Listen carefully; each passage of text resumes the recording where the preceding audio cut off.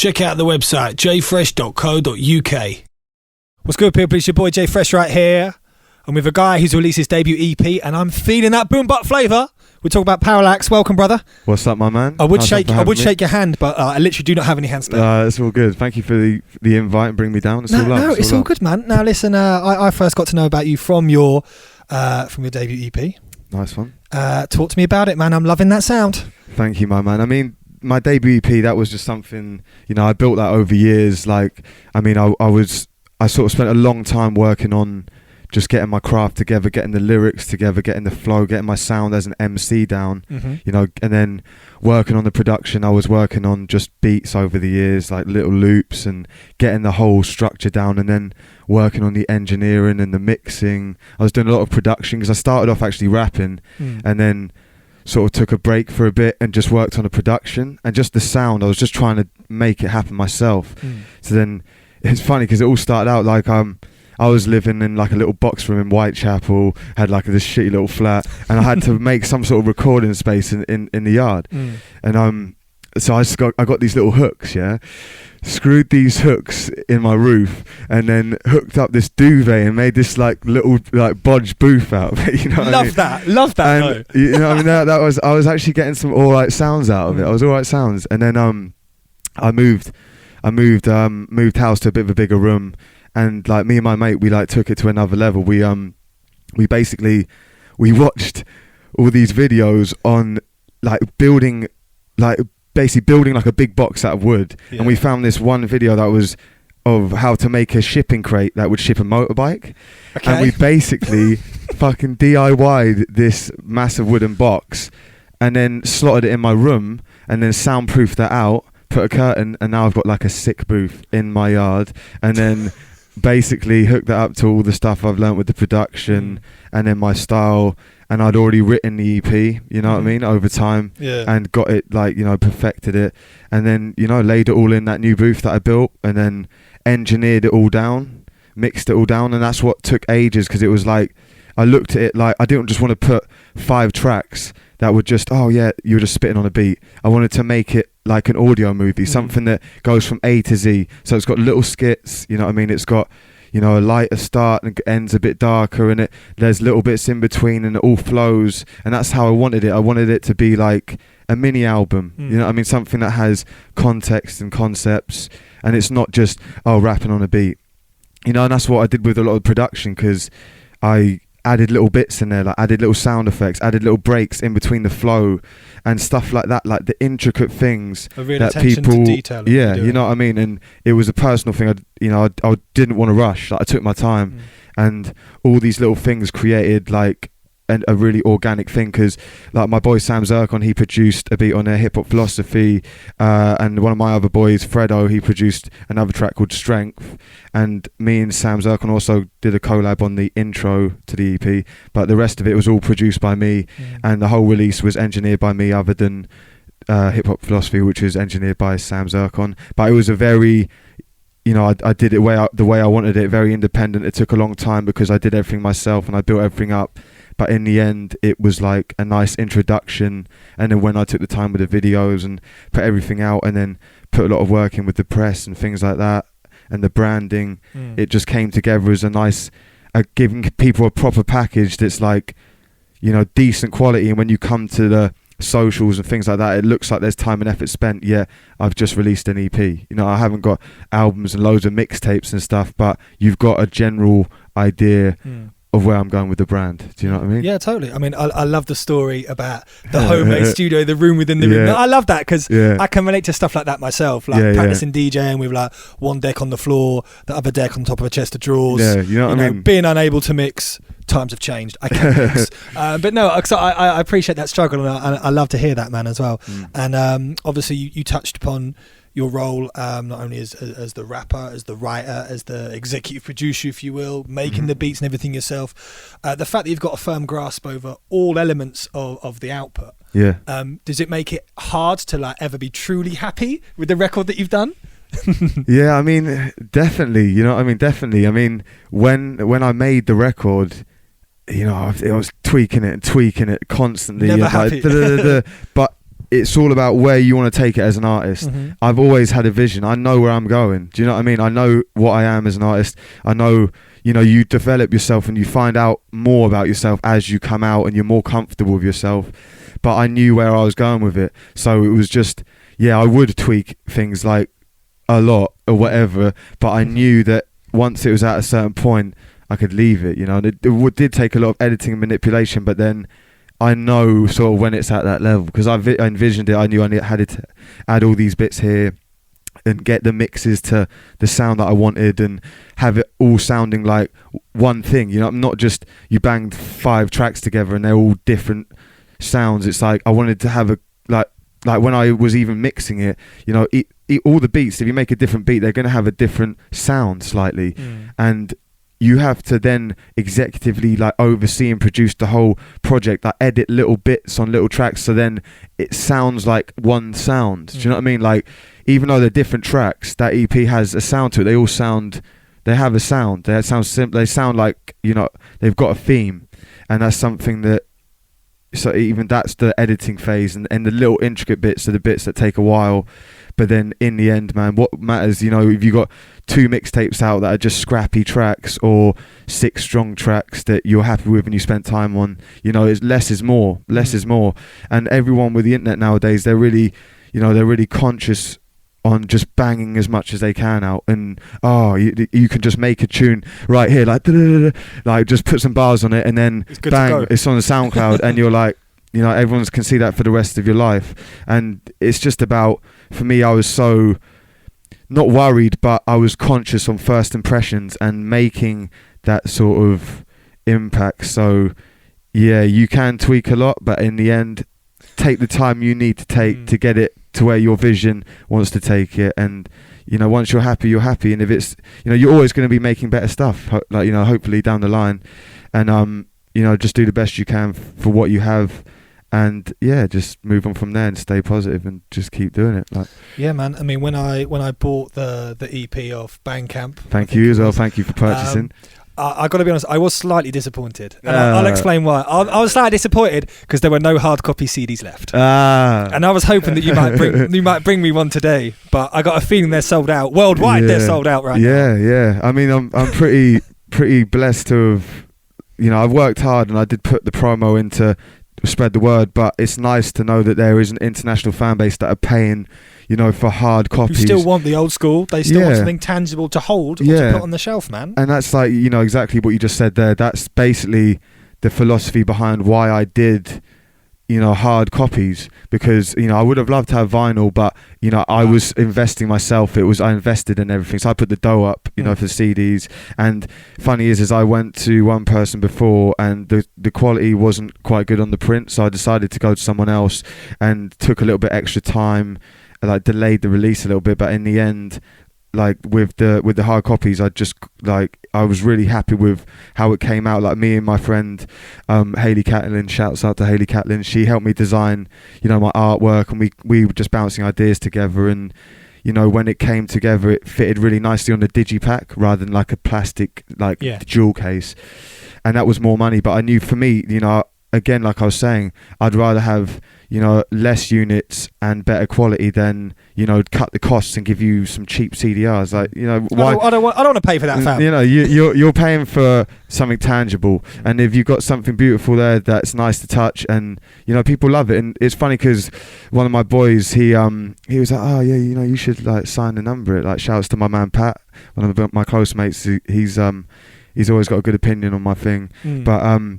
yeah, he was like, yeah, you should sign a number it. And well, like a one of 250. Yeah, the one of like, you know, I just did first 50, and then just did that, and literally like people went mad for it. Like, they were loving it, you know, because everyone wanted to have number 1, but, you know, by the time they've even got to that, it's like number 25, just because everyone was on it. And it was just a nice little thing. And I was even doing it when people would send the order through, and, you know, because obviously I handle it all myself. Like, you know, I'd be like 2J, big up, and then like signed at PARALLAX, and then when they get it, it's nice. It's like a little personal touch, you know. And you know, I value every one of my fans. You know what I mean? They're the reason that I'm like doing this. I mean, I'm doing this for myself, but then to have backing from them makes it verified. You know what I mean? Yeah. And like the merchandise thing, it's just people buy into that. People love to have something they can hold, something that when it's digital it's lost. You know what I mean? Digital is great, it's good, people want easy access. The thing is with people today, it's like they want everything now, like as little effort, just 2 clicks, bang, yes or no, right, onto the next thing. People's attention span is tiny. But when it comes to paying for stuff, you know, to have something that is actually only a few, like there's not that many of them in the world. It's a bit of exclusivity, though. Exactly, yeah. And then if you can get it personalised, it's like, you know, that makes it's money well spent. You know, there's nothing wrong with purchasing digital. That's good, but digital again isn't something tangible, and that's what I feel is lost a little bit in the modern day of music and the internet and everything just being like people not even doing albums anymore. They're just banging out loads of this. Like there's not as much branding to it. In the, I mean, there is and there isn't, but you know, I do look up to people that do still create solid bodies of work and then do good merch to it. And you know, there's people like Mr. Scruff, for example. Say, what kind of people do you look forward to that that inspire you in that way? Well, I think the people doing the merchandise thing and the whole independent game the best in the UK now is hands down High Focus, because they've you know they've taken this platform. Obviously there's a big collective of artists with them, but you know they've done like clothing, and they always do vinyl and CDs, and you know they put bread up, mate, to get them real nice gatefolded double vinyl. You know, it's not cheap, man. And people will love that. They'll pay for that. And when you're consistently banging that out, it's good, man. You're doing, I think that's how it should be done, like, and doing clothing or doing whatever you'd like to do with it. I mean, there's different people that do merch, like people do all sorts of different things. But I remember I was working for Ninja Tune back in the day, and in the warehouse I used to see the merchandise, and I was like, man, Mr. Scruff has it down. He is like his merchandise game is sick. He's got everything from like USB pens to tea to like all of this stuff, and like it's sick, man. Like people, yeah, it's like he's created a brand out of his little sort of simple drawings, and he's made loads of solid tunes. He's a super nice guy, and he's got all this different things, and it's like, you know, people love that. If you get a free little Mr. Scruff mug or something with your release, it's like, oh cool, I'll be drinking tea out of that for, you know what I mean, like years to come, maybe. You know what I mean? I hear that. It's just you know, there's no one way of doing things, but you can be creative with your branding outside of the music, you know, and you can translate that into sales for your merchandise, because people like tangible things. Do you know what I mean? We're talking about the Depth Perception, the EP. One particular record that is my personal favourite. My man. Rat Race. Oh, you liking it? I like that. Talk to me about that. Talk to me about the record, because anyone who listens to the record, I mean, you don't need to listen to it multiple times to be aware of the content and the subject matter, but something that's clearly quite close to your heart. Yeah, I mean, funny thing is, I wrote that song quite a while ago, and it was when I was writing that, I actually wrote that in a certain way where I was just not even writing it in the yard or anything. I was just like going on walks, and I'll be just walking around, like, you know, the streets around. I was living in Whitechapel at the time, and just walking around and just like observing what's going on, and just doing little 2-liners on things. And you know, that's when I was like looking in the distance, I see Canary Wharf and stuff, and I'm just like, sparks this, you know, this thing in my head, and just like all these different things were just popping into my head, and then I actually just stitched loads of things together, and then it just formulated this concept, and then I added the hook afterwards and sort of tied it all in. And it was just one of those sort of, you know, just conscious tracks, aware like of just like metropolitan social consciousness on what's going on, and just my frustrations, or just a reflection on just what I was seeing, just walking around. And then once you do the visuals there and everything is there, it just tied in as a nice, do you know what I mean, a nice little statement on something that I think people can relate to. It's like, you know, everyone's in the rat race, especially in London. Everyone is in this non-stop grind and this never-ending hustle, and you know, I mean, there's so many things that, you know, are put upon you, and you know, so many ways people sort of influence you how to think, or you need this, you need that, like this. You're constantly around a million people doing a million things, and there's a competition to it, and it's a great place. But then there's a lot of things that can be said about just city life and fast paced living. It just sort of got spawned out of that, really. That's how I wrote it. And certain tracks I'll write differently. I might sit there and just be in a room for days, and I'll just be like, I'm going to write this deep concept about how I'm feeling right now with this or whatever. And or for example, that track, I took that from external, just walking around, and it's nice to see when I reflect on it now with you. It's like, oh yeah, that's how I wrote it.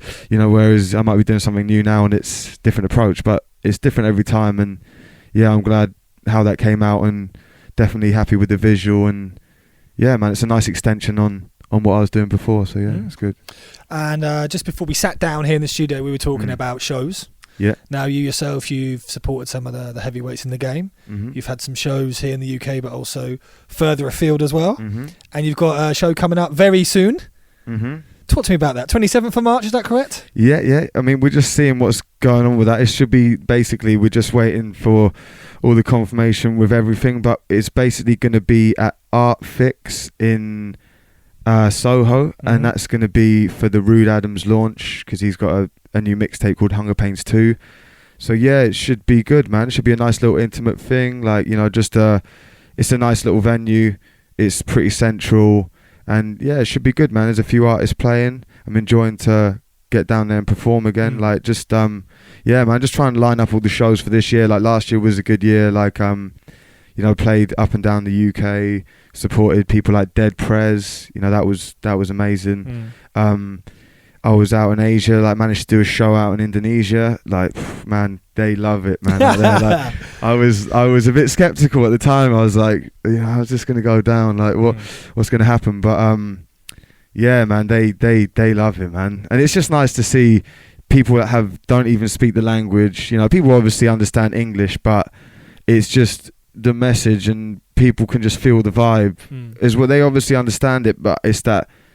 It they really get it. Yeah, it's like it definitely transcends, race, like, nationality, the language. It's a positive thing, man. It's good. I know this thing is worldwide. Definitely from my fans and everything out there, just to see people in all sorts of countries, man. Like even purchasing the music and supporting it, and it touches people as well in places that you would never even imagine, and you're just like, wow, this is what I do this music for, man. Like if you were you can put out music and yeah, it feels good, or it's got a dirty bass, or yeah, it's cool, but with this hip-hop thing, man, this is why I definitely want to push my whole thing towards a whole, like, just a grounded, conscious, self-aware and real message that can help people, because the music is bigger with this. You know what I mean?